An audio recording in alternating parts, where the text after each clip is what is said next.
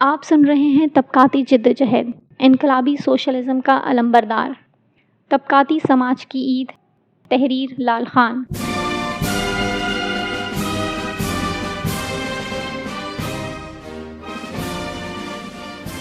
یہ عید کے دن ہیں۔ محروم، بیگانہ اور ستم رسیدہ معاشرے میں اس دن سے منسوب خوشیوں کا احساس ایسے پھیل جاتا ہے جس طرح کسی خشک تپتے صحرا میں بارش ہوتی ہے۔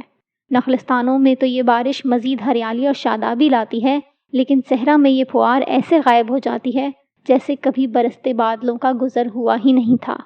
ایسے تہواروں کو ہر معاشرے کی رائج الوقت قدریں اور رجحانات خوشیوں کی امیدوں سے لبریز کر دیتے ہیں، لیکن طبقاتی معاشروں میں خوشیاں ایسے ہی آتی ہیں جیسے کسی کالے بادلوں کے جھرمٹ کا صحرا کے اوپر سے گزر ہو۔ بچوں کی عید اس لیے زیادہ پرمسرت ہوتی ہے کہ ان کو خوش کرنے کے لیے ان کے والدین اور عزیز و اقارب عیدیاں بھی دیتے ہیں۔ خود پیار کے ترسے ہوئے یہ بزرگ ان کو زیادہ شدت جذبات سے پیار کرتے ہیں، ان کی باتیں مانی جاتی ہیں۔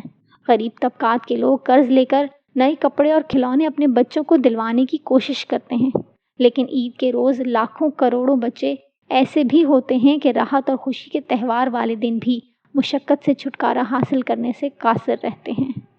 عید کے دن بھکاریوں کی خصوصی تیاری بھی ہوتی ہے۔ شہروں میں منظم بھیک مانگنے والے گروہوں میں پہلے سے مختلف عیدگاہوں، میلوں، چوراہوں اور ایسے مقامات جہاں لوگوں کے اجتماع ہوتے ہیں کی بندر بانٹ ہو چکی ہوتی ہے۔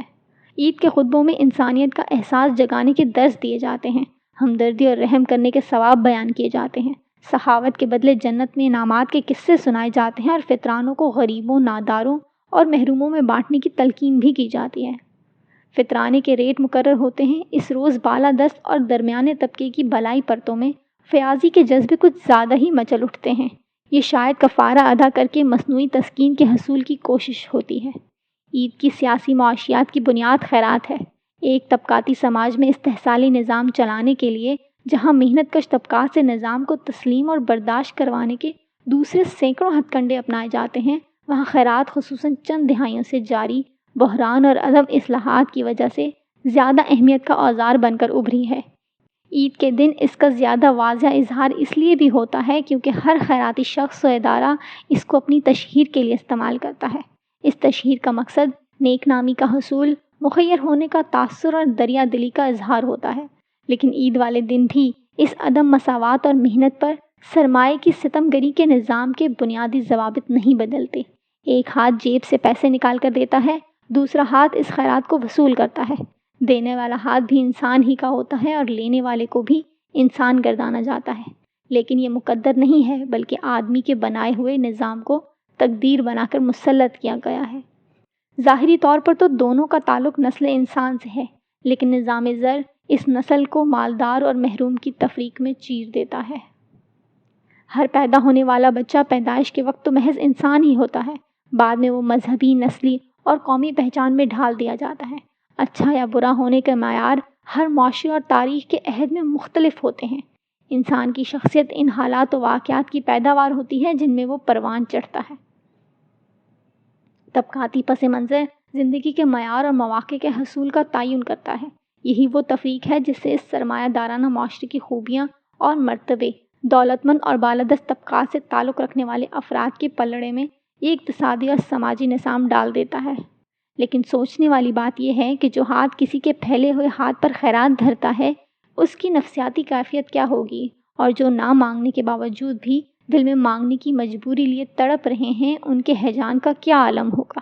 دونوں اگر ایک نسل سے تعلق رکھتے ہیں تو پھر ایک طرف محرومی کا احساس نفسیات میں یاس و ناامیدی سے لے کر نفرت اور بغاوت تک کے درمیان کیوں ہچکولے کھاتا رہتا ہے، جبکہ دینے والا جس نفسیات کا شکار ہے وہ اس نیکی سے اپنی عاقبت بھی سنوار لیتا ہے اور آج کی دنیا میں عزت اور نیک نامی کا بھی دعوے دار بن جاتا ہے۔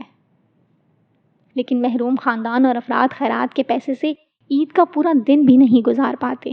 شام ڈھلتے ہی خوشیوں کا احساس غائب ہو جاتے ہیں، بھوک پھر تڑپانے لگتی ہے، بچے پھر بلکنے لگتے ہیں، ناتواں بزرگ کراہنے لگتے ہیں اور محرومی و مفلسی پھر عود کراتی ہے۔ وہ خوشیاں جو پلٹ جائیں روح اور احساس کو زیادہ مجروح کر دیتی ہیں۔ اندھیروں میں کام کرنے والوں کی آنکھیں دیا سلائی کے شعلے سے بھی چندھیا جاتی ہیں، لیکن پھر دیا سلائی نے تو بجھ جانا ہوتا ہے۔ اس کے بعد اندھیرے میں دیکھنے کی صلاحیت رکھنے والی بینائی حاصل کرنے میں بہت وقت لگ جاتا ہے۔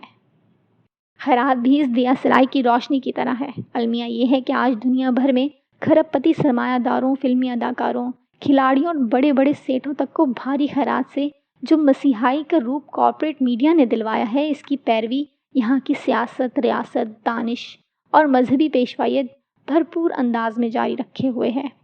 اب ہر حکومت ہی بے نظیر انکم سپورٹ پروگرام کے طرز پر جو شرمناک حد تک قلیل رقوم غریبوں کی ایک نہایت ہی محدود آبادی کو دے رہی ہے، اس کے عوض ریاست کا غربت کے خاتمے سے لے کر تعلیم، علاج، نکاس، پانی، صحت، ٹرانسپورٹ اور دوسری بنیادی سہولیات کی فراہمی کا فریضہ یکسر ختم کیا جا رہا ہے۔ IMF، سامراجی قوتوں، سرمایہ دار طبقات اور ریاستی مشینری کی لوٹ مار اتنی بڑھ گئی ہے کہ مہنگائی کے ذریعے وہ عوام سے روٹی تو چھین ہی رہے ہیں، ساتھ میں بھیک کے پروگراموں کے ذریعے ان کی نفسیات کو بھی زہر آلود کر رہے ہیں۔ معاشرے کا انفراسٹرکچر ٹوٹ پھوٹ کر بکھر رہا ہے۔ غلاظت اور بدبو سے شہروں اور دیہاتوں میں تعفن پھیل گیا ہے۔ فضا آلود ہو گئی ہے، لیکن ساتھ میں مخیر خواتین و حضرات کی لوٹ مار کا کھلواڑ جاری ہے۔ اس طبقاتی نظام کو بدل کر ہی بھیک لینے اور دینے والوں کی تفریق ختم ہو سکتی ہے، محرومی اور بہتات کی تقسیم مٹائی جا سکتی ہے۔ ایک انقلابی تحریک کے ذریعے یہاں کے نوجوان اور محنت کش وہ نظام استوار کر سکتے ہیں جس میں عید والے دن کوئی محتاج نہ ہو، سبھی ایک دوسرے کو سچے جذبوں اور پیار سے گلے ملیں، محبتوں اور نیک تمناؤں کی عیدیوں کے تبادلے ہو سکیں۔